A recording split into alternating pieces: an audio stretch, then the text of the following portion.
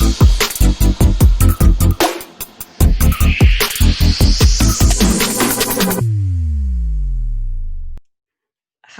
and welcome back to True Grit and Grace. Today, I have such a treat for y'all. I have Alberto Sardinas here with us. He's a nationally syndicated radio and TV personality. I think you're a superstar. Author and podcaster. He has built a massive brand for himself over the years and has dedicated his career to listening to inspiring personal stories and looking for the great lessons that help everyone live their best life. And today, I'm so excited to share his story. One of the many reasons I wanted to bring him on the show today is because I think now more than ever, we are having to pivot our businesses. We're having to brand or even rebrand ourselves, dig deep to find resilience, and also get creative in how we continue to pursue our goals and our dreams. So I'm so excited to have you here. Welcome to the show, Alberto. Thank you so much, Amberly, for having me. It's a privilege to be here with you. And congratulations for everything you're doing. I really feel you're making an impact with your podcast. Oh, thank you so much. Well, I have to say, I'm so excited to have you here and to get to interview someone who has interviewed some of the top thought leaders, speakers, authors in the world. I feel so honored. First of all, can you tell us a little bit about you? I know that you grew up in Venezuela, but you moved to Miami, where we were talking a little bit before the podcast, and half my family lives there, so I get to go out there and visit a lot. But can you just tell us a little bit about how you grew up and then your venture out to Miami? Absolutely. So I was born and raised in Caracas, Venezuela. And, I come from a very, mixed and interesting family background. My dad is Cuban and he left Cuba to go to Venezuela. He came to college to Miami. And then my mom was born in Chicago, raised in Colombia in South America. My mom was Jewish. My dad is Catholic. So it was like a whole mix of interesting people, culture, religions, and everything. And so I studied communications in Caracas. And once I was towards the end of my college years, I really wanted to pursue an MBA, and I kind of like wanted to have the experience of being in the U.S. and learning something different, having different perspectives. So I ventured out with the help of my family and their support, and moved to Miami immediately after college, and went to the University of Miami for my MBA. So I was the only MBA student that would go into the placement center trying to find a radio job. Like nobody ever got that because I had done radio for many years in Venezuela. I studied communications, but I just wanted to have that business side. And then I would walk into the placement center where people would be looking for jobs in banking, finance, business. I'm like, hey, can you help me find a radio job? That's what I'm looking for. Come on, you're spending all this money on an MBA and you want to do radio? But that's what I wanted to do. Wow. Well, you know what? I think that it probably helps to have both. The business, and because when you're an entrepreneur, you definitely need to know how to run a business. And how old were you when you got into radio? I got into radio when I was 17. I had just started college. Only a few months had gone by since I started the first semester of college, and I really wanted to do radio. So I spoke with someone who gave me an opportunity through a friend. And basically, I could not believe that I was allowed into one of like the hottest radio stations in Caracas to participate in a small evening show at 10 o'clock at night, where once a week I would go in and talk about what was happening in colleges around town. So I would say, in such college, there's a festival, there's a party, there's this, there's that. And I would talk about everything that was happening. And the funny thing is that, driver's license back then would only be good if you were a minor until 8 o'clock at night. So I'm like, how do I get to the radio station? If I can only drive, my driving permit was only, allowing me to, to drive until 8 o'clock at night. So I asked my dad to start taking me to the radio station. So he would wait outside, listen to me in the car while I was going on the air. And then, he took me every Monday evening to the radio station until I was old enough to actually drive whenever, whatever time I wanted. So then I started. But the funny thing is, I was so young that I couldn't even drive myself to the radio station to do my segment on a weekly basis. Wow, that took such courage and determination to do that. And so were you ever nervous about doing the radio? Because I remember the first time I did a radio show, it's so different when you get there and there's nothing but a mic in front of you. Were you nervous at all to start that? I was nervous. Now, what was really interesting is that I got really nervous, the days leading into this first segment. But for some reason, the moment I went on the air, Amberly, I like it all disappeared. Like I felt like it was in this zone where I was just doing the Uh-huh. right thing, where I was doing what felt right for me. And Mhm. that's why I think I clicked so much with radio, and I've been doing it ever since. Yeah, you've been doing it for years. And I was saying before the show that my sister-in-law is just going to be dying when she gets to see and hear you on the show, because she is a big fan of yours. My husband's Cuban, my family, half my family's over in Miami, and she's listened to your show for years because you've got 2.7 million followers on Facebook alone, and you've got such a huge brand in the Spanish speaking networks on TV, radio, and now you're branching out more into English speaking. What motivated you to kind of branch out more into the English speaking?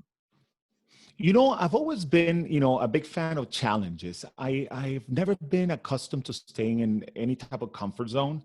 So Mm, I like to challenge myself, and I've really done a lot of different things. I'm blessed with, hosting two different radio shows, a local show in Miami and the syndicated show on weekends. I'm blessed to do a television show every day for a whole hour, live TV. I mean, it's something that I've been doing for a few years now, but I was trying to think of, what could I do that in terms of creating content, in terms of inspiring audiences that would reach new audiences, but that would also challenge me in terms of expanding the things that I'm comfortable with, starting with the language.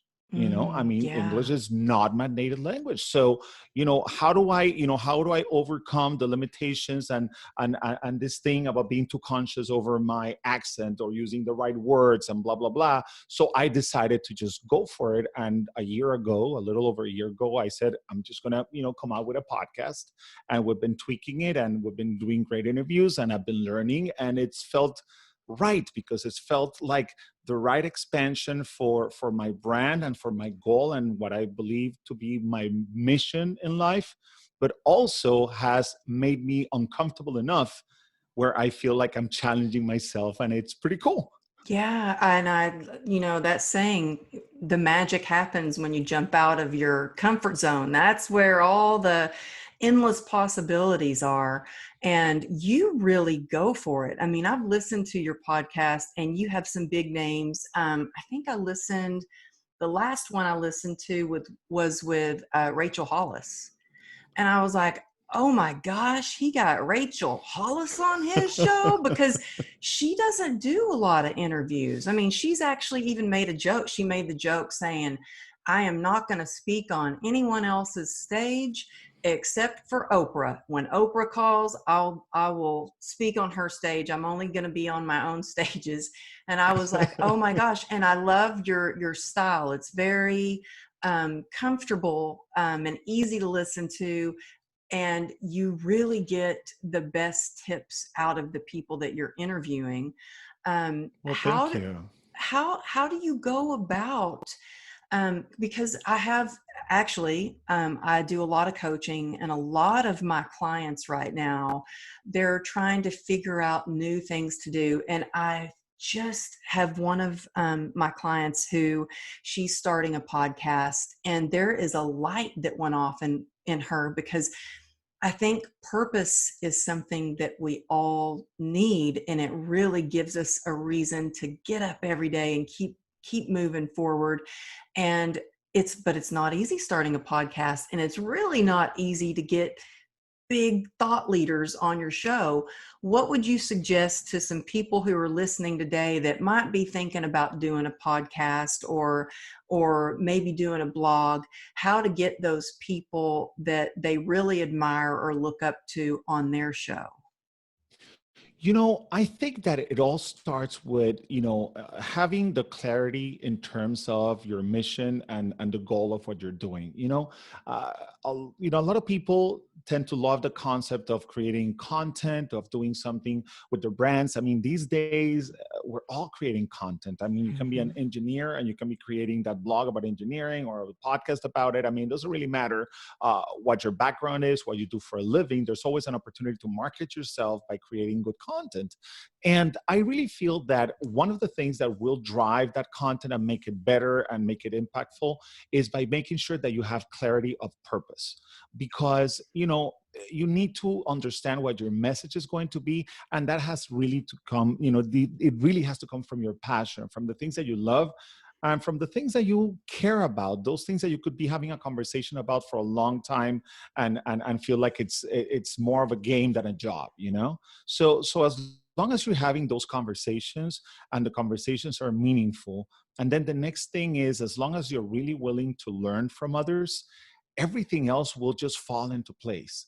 Because if you have the idea, the purpose, and you say, okay, I want to impact people in the world of adopting pets, in the world Mhm.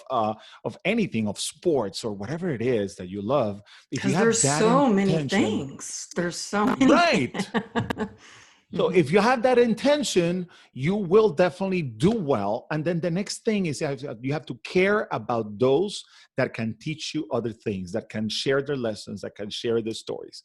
Because we live in a world, Emily, and I'm sure you're going to agree with me, that, we all want to be heard, but there's only a few of us that are willing to listen.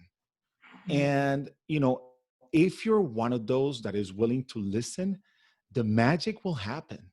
The magic will Mhm. happen. I'm telling you, we are a very small podcast compared to the thousands of other podcasts that have a lot more listeners, that have been out there for longer, that have been hosted by people that are bigger names that what you could compare me with. But I just feel that when I get into my podcast and I have someone and I'm ready to ask those questions, I want to care like the way you care about me as a guest, like the Mhm. time you just put in, to look at my profile, at what I do, and you become familiar. So as long as the good intention is there, people will be successful. I love all that you just said, especially the part about, I mean, I was taking notes here. First of all, it's so important to always have good content, to keep delivering good content. And I think that goes whether it's a podcast or a post on social media or a blog or whatever you're doing, is to continue to provide good content. And I have people that ask me, a lot all the time, even really successful entrepreneurs, they're like, how did you build your brand? And I said, honestly, I did not know what I was doing. I still don't really. I'm trying, but I just tried to continually give and provide useful tips that helped me, and that was what inspired me to do the show. So I love that you said good content. It's clarity of your purpose and really asking yourself, what is it that you want to provide? And then also passion. I think that passion really drives us. And I love that you're so passionate about what you do. And I also love that you are so humble with all your huge accomplishments. You can tell in your interviews that you genuinely care about the people that you're talking with. And so I think that people can feel that, and they can feel that authenticity about you. And I think that's beautiful. When you, what are your biggest dreams as far as, I mean, you're doing so many huge things. What are your biggest dreams? I just always like to ask that, because when someone has reached such a level of success, you think, well, that's it, I've made it. But you continue to just keep growing and jumping out of your comfort zone. What is your biggest dream? We have a mission and a vision also for the podcast, which is, becoming the leading podcast in terms of story-based interviews and finding lessons. That's exactly, what we're doing now and what we look forward to expanding our footprint on. So my vision in terms of the future is to be able to continue doing more things and bigger things that promote conversations in our society, that promote Mm. listening to each other in our society, that promote understanding the other person before we judge, before we criticize, before we uh, try to believe that we're better than the other person. So I think that anything that drives that goal, as humanity in general, is something that I'll always be very attracted to, and I will always try to pursue. Oh, I love that. Well, with everything that you've done, what has been your biggest challenge and what did you do to get through those challenges? Well, there was a time in my life that was a really dark moment, and I call it, the most difficult period in my life. And it's something that occurred within 90 days. It's a whole bunch of different situations that happened pretty much within 90 days. I had just started working for the company that I actually work for right now. So this was a while back.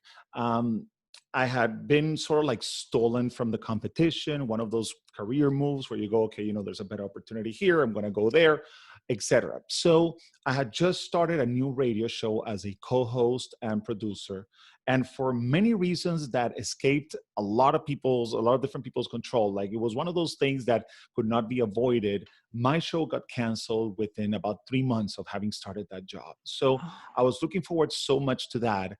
I was blessed with a boss that said, don't worry, we'll find something for you. We're not letting you go.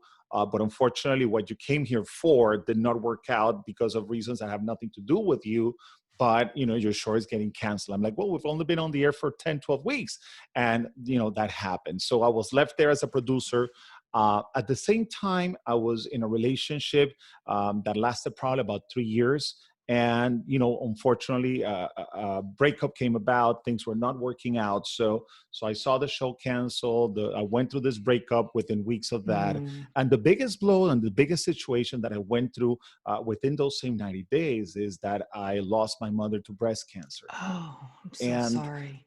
yeah, thank you. So it was a really tough time where I was like, what else could happen to me? What Mm. else could happen to me? I'm going through the breakup. I'm going through the cancellation of the show. And now the biggest thing, it was losing my mother. I mean, she lived, she had been diagnosed about 10 years before that, and she lived a great life. But the last Mm. 2 years were just very difficult. And I'm sure anybody who has been through cancer, or who knows someone or has a relative that has been through cancer, My I mean, those two last mother-in-law years. My mother-in-law is a breast cancer survivor, but she still has a lot of fear in her because I think once you've had cancer, you're like, is it going to come back? Is it going to come back? So, how old were Exactly. you when you were going through this? I was going through this and I was 20, 25, 26. Wow, you were Yeah. so young to lose your Yeah. mom.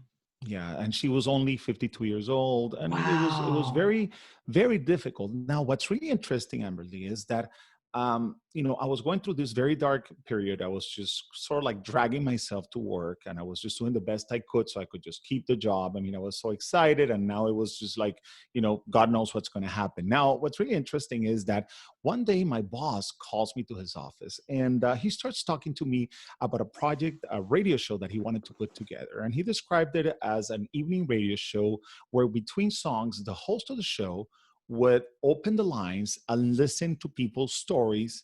And when asked, the host of the show would actually give some type of advice or opinion about what they were going through. So Mhm. as he's describing this to me, I'm in this production mode, not very creative at the time. And I said, okay, so who are we doing the casting with? Are we calling a psychologist? Let me give you a couple of coaches and psychologists that can do this. And he's like, no, no, no, no, no, no, no. I want you to host the show. I'm like, what? I said, listen, we've only been working together Oh. for like 5 months, but are you out of your mind? Are you asking the most depressed person in this building to actually open the lines to try to uplift others when I'm going through what I'm going through, I need to be calling a show like that. I need to go vent with someone. I'm not ready to listen. And you know what he said? He said, I think you are the person for this. And I believe that you have the depth, is the word he used. I believe you have the depth Wow. to be able to do this. At And a young listen, age, you had the depth and wisdom to do that. That's amazing. I had no clue. I had no idea. So I'm not even looking forward to this. I'm not planning this in my life. And suddenly, fast forward, a year later, I was hosting this very successful show. I was being invited to network television to talk about inspirational topics. I started Wow. traveling as a speaker, as a motivational speaker. I signed a book deal. And all of these things happened right after the darkest moment when somebody said, hey, would you do this? And I said, okay, I'll go ahead and do it. Yeah. Can you believe it? Wow. It's crazy. Yeah, that's such a beautiful story. I mean, and I think that shows just don't give up before the miracle. I mean, I believe in I love that. miracles and I believe that there is just light around every corner. That there is definitely a way to turn tragedy into triumph. And, you going through those experiences, but also you starting to work at such a young age and having the experience of being on the radio for so long and being comfortable with it, that really, I think, enabled you to do such an incredible job. And you know what? I think that I would rather learn from someone who's actually been through an experience. Forget about all the degrees and you know, everything. I would rather learn from someone who has been through something like me and overcome it. And it gives me hope when I see that somebody has gotten through something. I think, well, if they did it, then I can too. And there's a lot of people right now that are hanging on by a thread because of what is going on with so many uncertainties.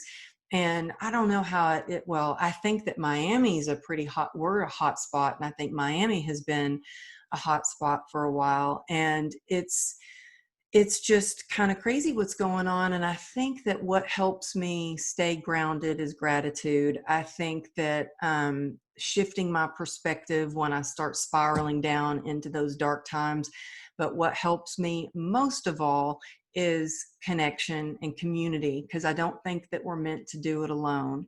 And so I think anybody listening, just hearing your story, who's going through a dark time will go, oh my gosh, maybe I can do this too. I just need to say yes. I just need to keep moving forward. How is it in Miami right now? My brother-in-law lives there, and he's actually a cop there, and it's been a hard time with the defunding of police and things like that. We had our gyms close back down, our hair salons, as you can see, close back down. Are gyms open there? Actually, they've been backtracking a few things. So we still got gyms open, but they are more strict in terms of having to wear the mask inside the gym, etc. For those who actually feel comfortable going to the gym. So they've taken some additional precautions. We've backtracked a lot. We have a curfew again in place. So different Oh, cities. you do? Yeah, so Miami-Dade County is sort of like the main county, but that we have over a dozen cities within Miami-Dade County, and they're all going into the curfew. Some of them have made it even stricter. For example, South Beach, like the city of Miami Beach, although we have a 10 p.m. curfew in Miami-Dade County, city of Miami Beach in the South Beach district is like 8 o'clock, everybody home. They don't want the parties, they don't want the get-togethers, which makes a lot of sense, of course. Yeah, yeah. And Are the so beaches it's been open? the beaches are open. Yeah, they have a Okay. little bit of regulation, but they are open. And I think that actually to us, I mean, we have a 7-year-old, Sophia, and it's been really a place to find peace and quiet and to sort of like recharge. We Hmm. actually had not gone to the beach for a while, and we just went this past week, and it was like life changing. It was like, wow, it just feels so normal for a moment, right? And Wow. feels so Yeah. so blessed that we can just be here for a little bit, spend an hour, although you have to walk in and keep your mask on, whatever, and then you settle, and as long as there's enough room around you, take off your mask, go in the water. But I mean, it's just little things, as you said, but being grateful, as you well said, is definitely a key in the process. I've been saying this on the radio and on TV every single day. Let's just remember that we have so many more blessings than worries. And I'm Hmm. just encouraging people to remember that we have so many things to be grateful for. And that is what is going to take us through this process. And I know it's hard sometimes to be grateful, but when we put our focus on the blessings in our life and take our focus off of our worries or what we don't have or what we can't do, it really does shift your perspective. What are some of the other things that you're doing to get you through these times? Because are you doing your show at home? Or are you allowed to go to the studio for your weekly TV show? Or that's Actually, daily. daily, yeah. So daily, and for the past 4 months, I've been doing both radio and TV from home with this Wow. exact same background that I'm speaking to you from right now. We set it up with some lights and enough equipment so that can work out. It's not ideal, of course, but it's definitely been a blessing to be able to stay home and continue doing what I do for a living, and continue informing the audiences, because this is when it becomes even more of a mission, and Mhm. we're informing the community. We're letting people know about places where they can find, food from Feeding South Florida. We're letting people know where they can find jobs. We're announcing job opportunities. We're really trying to take care of our people by just being a way to connect information.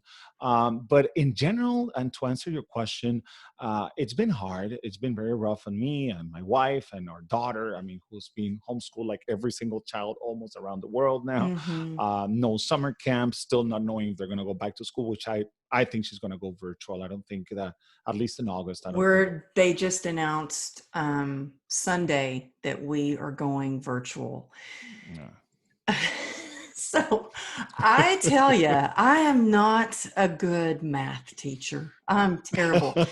So the end of the year was tough. I'm really bracing myself for this school year, and I think that what we all need to do is just give ourselves as much grace as we can and do the during this time and when school starts, to just do the best that we can and set that example for our children of resilience instead of frustration and panic. And but yes, I've been working from home too. My office is, they shut down. I have an office space at a big facility and the office building was shut down, so I moved everything home. And luckily my family has been very patient with me when I'm telling them that I'm recording and stuff. It's just sometimes I have to be careful with the gardener, that thank God we've got a gardener, right? Because it could be so different. So going to the beach makes you feel like you have a little bit of normalcy, gives you that breath. Being grateful really helps, and you share that a lot. Is there anything else that you're doing during this time to keep your sanity? Absolutely. Couple of things. We are trying to do our family walks as early as we can. So for the most part, I finished doing live TV at 8 o'clock in the morning. So if I don't have a recording, which, there's a little extended schedule a couple of times a week, but as long as I can be done at 8 and right before I go into radio, Sophia grabs her bike. We grab Paco, who's our, rescue dog. And that's amazing and a big blessing in our lives as Oh. well. And we just walk around, a mile or two, depending on how long time we have, depending if it's too hot or not. But that's sort of like our family walk in the morning. So that has been a big thing. And you know what's really interesting, Emily, that when the year started, without knowing that we were going to go through all of these things, I was either listening or reading a book. And I picked up a phrase, and I wish I could tell you where I got it from, but I can't remember. But there was a recommendation from someone that said, focus on positive outcomes. And I wrote Mhm. that down, and I placed that as a daily reminder on my phone. And this Mm. is before the pandemic, before all the tragedies that unfortunately have occurred during 2020. And I have stayed very focused on positive outcomes. Now, that's not just only a quote, but it's also something that I'm doing. So every morning as I wake up, as I, start preparing, take a shower and get ready for TV, etc., I try to take a minute or two. If I can do it any longer, great. But I just take a minute or two to imagine the positive outcomes of the things that I'm trying to do, the things that I'm working on, the things that I want to accomplish, whether that has to do with my health, with my job, with the podcast, with my family. I just really take a moment to put the worries aside and consciously focus on positive outcomes. And it really helps set up my day for a way more positive vibe. Oh, I think that's so important. And it's so easy to, when you wake up, a lot of people will, first thing they do is grab their phone and start scrolling. And I do not allow myself to do that, because if I do, if I pick up the phone and start, scrolling through social media or checking my email, I feel so just scattered and distracted. But if I Hmm. start my day, even if I'm running late, because today I actually slept in, and sleeping in is like 6 a.m. for me. I feel like, oh my God, I slept in. But if I start my day with writing in my journal, I read every morning, even just a short passage. I set time to, really focus on, like you said, a positive outcome and what my intentions are. I think it's so important to focus on what your intentions are and how can you make them the most positive that you can make them. And it really does make a difference in your day. Now so your home, you've got your one daughter and the cute rescue dog and your wife. Does your wife work from home as well? She is actually a full-time mom now, so we are Thank blessed with that. goodness. That has been unbelievable, but I will tell you, it's been very hard for her as well, because Mm, for years she's been used to handling her own schedule. She's one of those that is constantly volunteering for school, for different things in the community. She keeps very busy, and now, I mean, she had to put aside anything that she's been wanting to do to mhm. prioritize the things that we have to do. I mean, it sounds, some people, whoever doesn't have kids, may think, okay, I mean, you just put them on Zoom and they'll be, going to school by just being in front of the computer. But it's not like that. I It's mean, not like there's that at so all. much to organize. There's so many materials. There's printouts. There's the art supplies. It's really intense. Like sometimes she'll leave the house and I'll be doing radio and Sophia is taking a class and she's like, listen, I'll be back in half an hour. I'll be back in an hour. And Sophia can, knock 5 times. And poor thing, she's 7 years old. She needs some help and she needs, she can't find this or she can't find that, or the Zoom went out or she has to be logged in again. I mean, it's little things that make it a lot more complicated. And if you add to that, just a sense of this loss of freedom, which we have to remember it's temporary, it's not forever, but it's still a big change in terms Mhm. of how we interact with people. It's been rough for everybody.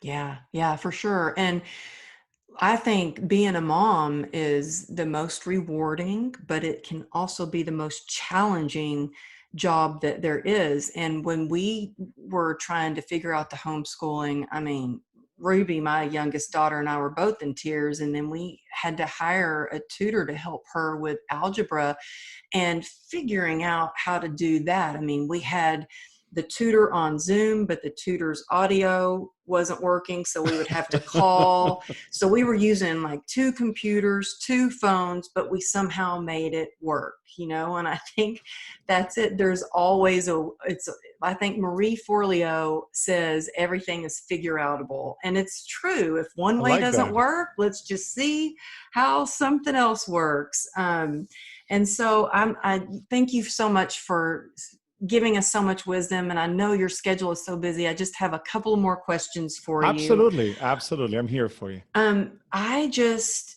I wanted to know, what you've interviewed so many amazing people. Who has been the most inspiring person that you've interviewed and why? It's interesting. I've I had the opportunity through my full-time job and through the podcast as well to interview very interesting people. I mean, we range from, someone like Rachel Hollis to someone like Brian Lima, which is one of the most important and renowned heart transplant surgeons in the country, for example. So these are people from all walks of life, right? Mm-hmm. But then through my job in radio and television, I've had the opportunity to interview a lot of celebrities, a lot of high-profile personalities, and been in front of people like Jennifer Lopez or I mean so many others. Now, I remember a moment which was so eye-opening. I'll share with you two moments that I think were really interesting and that were very unexpected from the two people that I was about to interview, and they happened probably a couple years apart from each other. But I was interviewing Shakira once, right? And Oh, I love her. superstar, global star, Mm-hmm. someone who who's super well known, and she was going through this great moment, new album, etc. So we're sitting down. This was a TV interview, and we had a very nice conversation. Nothing was off limits. Very cool, very easygoing. So that was good. But what really caught my attention, and this is for anyone who has the vein of entrepreneurship, for anyone who's considering, like you mentioned, starting a podcast, starting a project. Cameras go off. We're finishing the interview. And the last thing I get to hear from her as I'm walking out, because they were about to bring somebody else in, it was like a junket. So different people from different media were, sitting down with her, and she was staying in the same place, was that she was talking about an issue with distribution of her album in Brazil. So think about it for a moment. This is a global superstar, a staff of 1,000 people, God knows, record label and management and blah, blah, blah, blah, blah. Yeah. And all I heard from her was that she was worried that she was about to go into press mode with Brazilian journalists. And they realized, this is back then when CDs were a big deal, and they realized that her CD was not everywhere in Brazil, and she had an issue with that. And I respected that so much.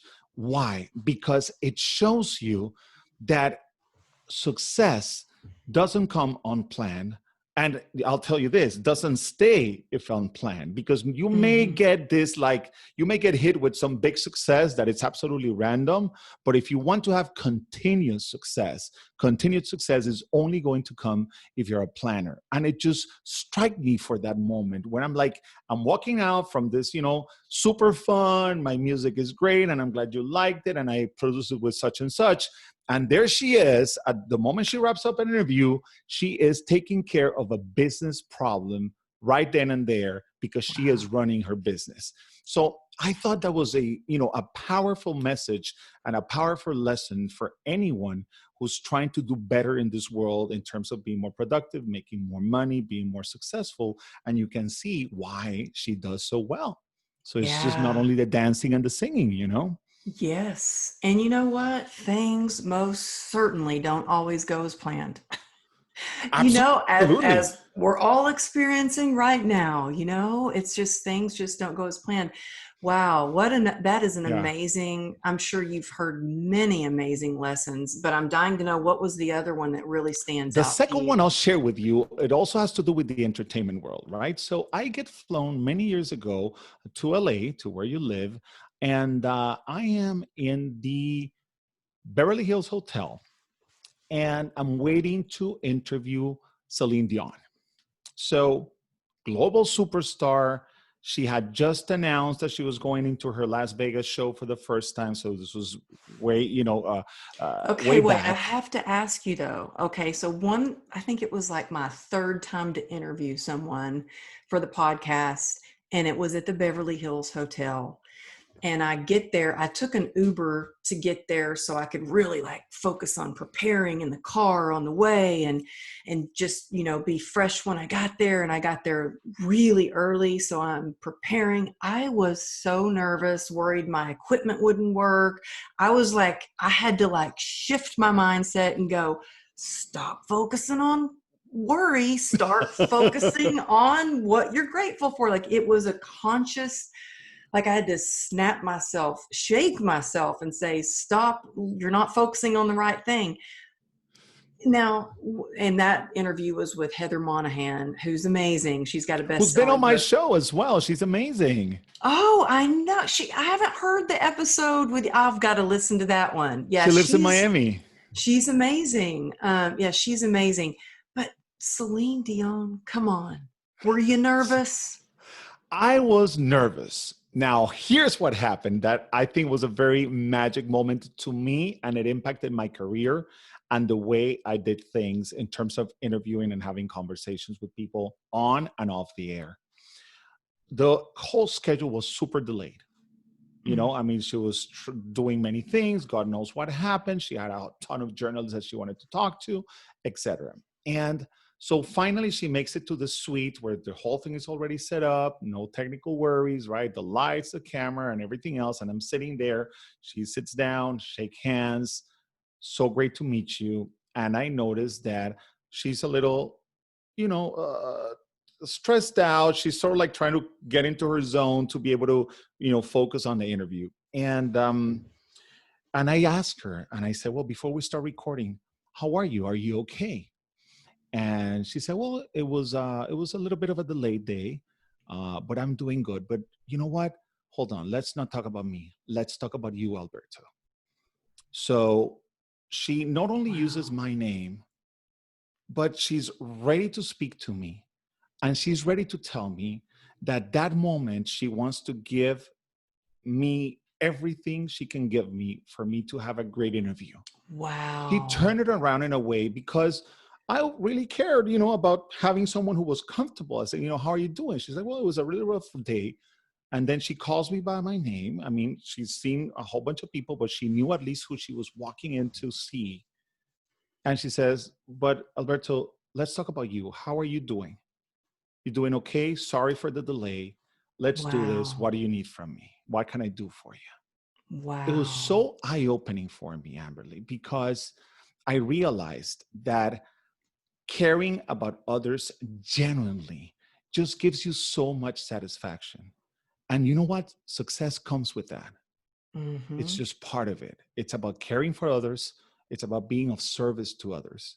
And I learned that through someone, who's a global celebrity. Wow. And, kindness goes so far. Just someone being kind can totally change your day, and last night, my family, we went out to get frozen yogurt for a treat. And when we get inside the shop, there's this little boy. It was the first time I thought about this. There was this little boy. There were two sisters and the little brother, and the little boy didn't have his mask on. He was 2 years old. And I was smiling, but of course I had my mask on, and I think he could tell I was smiling through my eyes because he looked up and smiled back. But I thought, I wonder how all of this is impacting our children. And if we can be kind to others right now, especially our kids, I think they need that so much, all these lessons that we learn. And I think that by Celine Dion just sitting there and being kind and saying your name, you're like, oh my gosh, she's with me. We're a team. And I think we need to feel like a team right now, more than ever. And I love that you have created this following where you make people feel a part of a team. It's obvious with everything that you do, and through your Facebook and your Instagram. You've got, like, I don't know, close to 100,000 or more followers there on Instagram. And I always say my Instagram is it's not my following, they're my family, because they really pick me up on days where I feel like it's hard to keep moving forward. I know that you have created something special just for the listeners today on True Grit and Grace to help them, because there's a lot of people who are reinventing themselves at this time. Like I said, so many people that are starting podcasts. I think podcasting is one of the ways of the future. There are so many up and coming new podcasts. What is it that you have created for everyone, because I think it's really going to help them.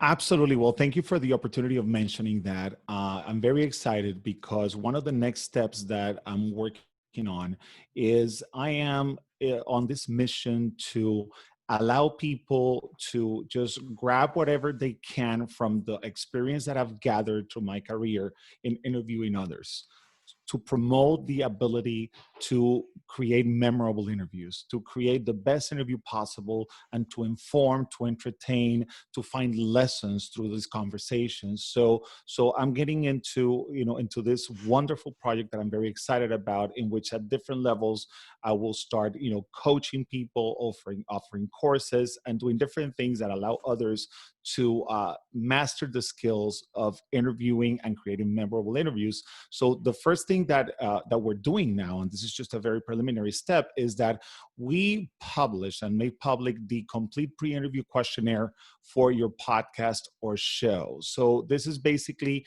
what we send our guests that are about to come on the Passion Accomplished podcast, that helps me prepare so I can have a memorable interview, whatever that goal is and whatever the narrative of the show is. And this is good for video shows, for people that have public pages on Facebook, etc. So people can now actually download the complete pre-interview questionnaire that we use on our show. And that's something that they can access by visiting mypreinterview.com, mypreinterview.com. They'll be able to download it right then and there. And that way they can start the process of figuring out what works for them, but I will be sharing a lot of what works for me in terms of creating memorable interviews on your show or podcast. Yeah. And if you're listening, if you're driving, or you're at the, running on the track, or at the park, or at the beach, and you're listening to the show right now, that link will be in the show notes, so you can find it in the show notes, along with all of your social media, Facebook, Instagram, everything, so people can find out and more about you and connect with you.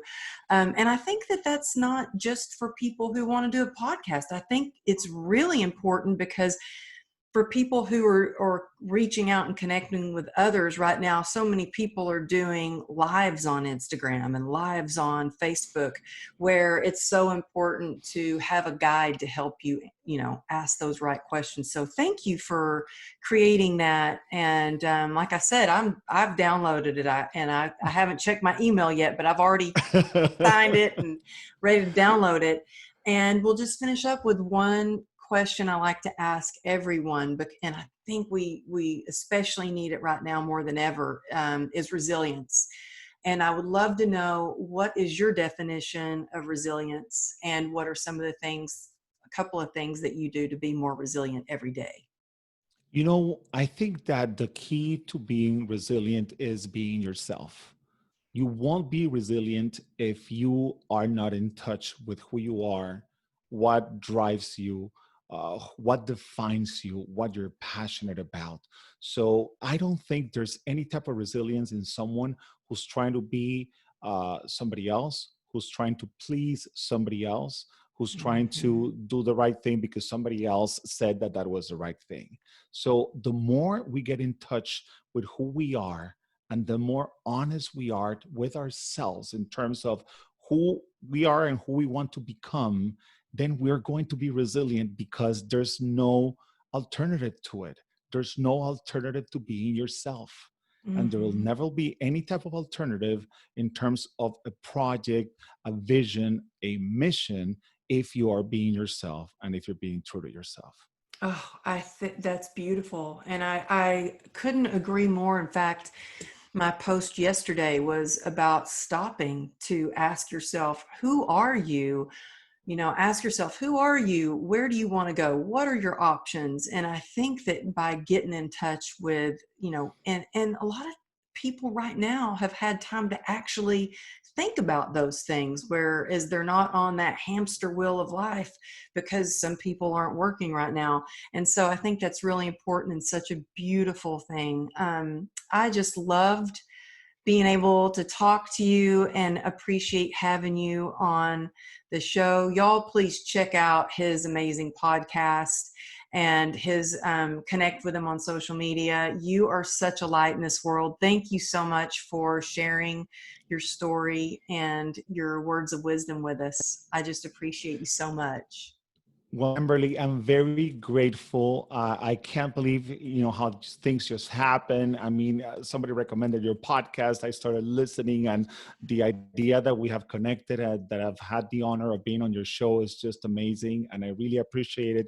Thanks for your time. Thank you, everyone, for your attention. I hope you can check out the Passion Accomplished podcast, where we are on a very similar mission of just, supporting each other, learning from each other, sharing each other's stories, and being just very, very much certain that this is a great world to live in with great people. Mm. Thank you so Oh, much. I really appreciate thank it. you. Thanks.